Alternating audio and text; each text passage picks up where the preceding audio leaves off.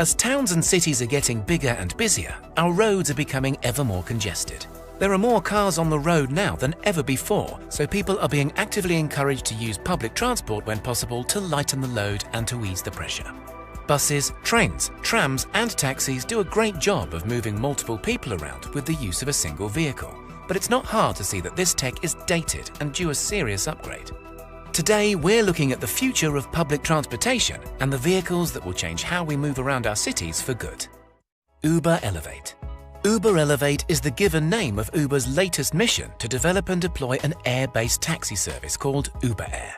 Uber is working with a number of aviation tech companies to bring their visions to life and say that we might see their Elevate services popping up in and around cities sooner than you might think. So what exactly is Uber Air? Uber Air will be a network of small electric aircrafts that will offer rideshare flights throughout the world's largest cities. The eVTOLs, electric vertical takeoff and landing vehicles, that they plan to use are quieter, safer and more affordable than helicopters and will also be significantly more environmentally friendly. The system will work by users ordering an air taxi much in the same way that they would order a traditional Uber. Once they've selected their Uber Air ride, the craft will fly to the nearest skyport, which will be dotted all over building roofs and potentially inner city parks. The user will board the craft and fly to the closest skyport to their chosen destination. From there, a grounded Uber taxi will be ready and waiting to complete the final stages of the user's journey. Using air travel means that people will be able to move around cities quicker and with less stress. Uber estimates that a trip between LAX to the Staples Center during rush hour traffic can be reduced from 1.5 hours to less than 30 minutes using Uber Air. An estimation that includes ordering the Uber Air and transfers between skypads. The flight time across LA itself will only take around 4 minutes. Uber Air is expected to fully launch sometime in 2023, which sounds like an optimistic prediction at first glance. However, they're already planning a series of demonstration flights in Melbourne, Dallas and Los Angeles this 2020. Uber has not hinted at what it might cost users to travel using their new venture, but they have said in numerous interviews that they want the airborne taxi service to be affordable for everyone and not just be a novelty reserved for the rich and famous. Hyperloop. High-speed trains have been grabbing plenty of attention over the past decade or so, but there appears to be a new kid on the block that promises to be even faster, more durable and less taxing on the environment. The Hyperloop is the envisioned concept of Elon Musk and is currently in development. The Hyperloop aims to see passengers traveling at speeds of over 700 miles per hour in floating pods through giant low-pressure tubes. You see, overcoming air resistance is one of the biggest uses of energy for any form of high-speed travel. This is why trains are shaped like bullets to be more aerodynamic, and planes fly at high altitudes where the air is thinner. To create this same effect inside a tunnel, the Hyperloop encloses the passenger pods inside of tubes that have had all the air sucked out, effectively allowing the pods to travel without any, or with very little, air resistance. Musk's original plans for the Hyperloop suggests air pressures so low that the drag would be 1,000 times less than what is felt at sea level. This is equivalent to flying a plane at around 150,000 foot. You might be wondering why this is so important, and it basically all comes down to speed. Less air pressure means less drag, and less drag means more speed. The Hyperloop pods used in Musk's model will work by using compressed air pressure to float just above the tube's surface on a pair of air-bearing skis. Other mock-ups of the Hyperloop have included the use of magnets to get the pods levitating. However, the air ski version seems to be the most viable option.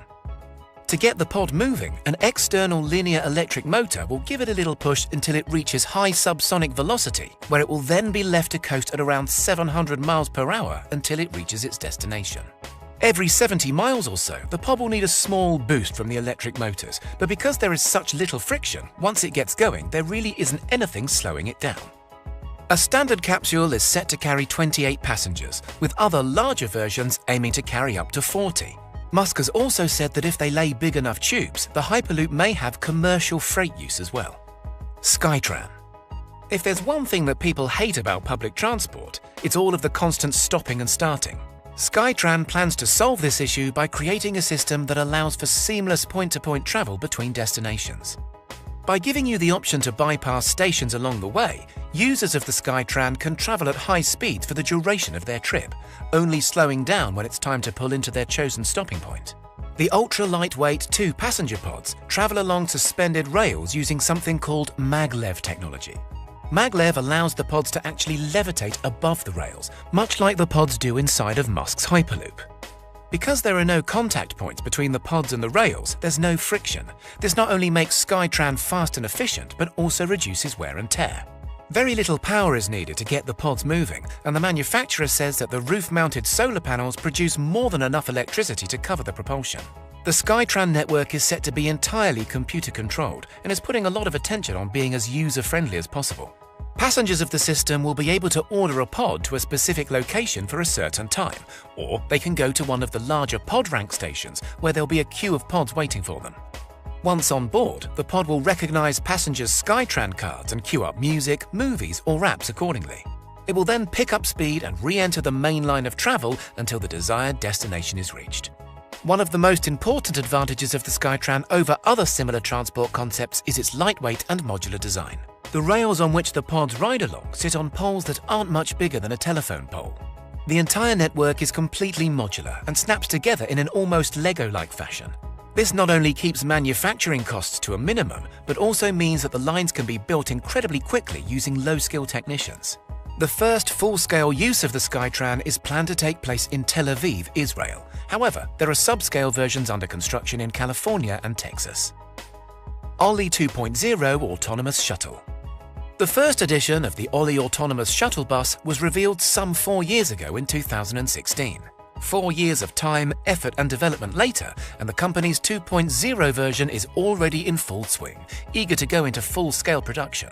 Local Motors and their Olli bus are familiar figures in the autonomous vehicle scene, but in the public eye, they seem to be vastly overshadowed by the likes of Argo AI, Waymo and Uber, the bigger companies that are all pursuing for autonomous taxis that share the same design as our current city cars.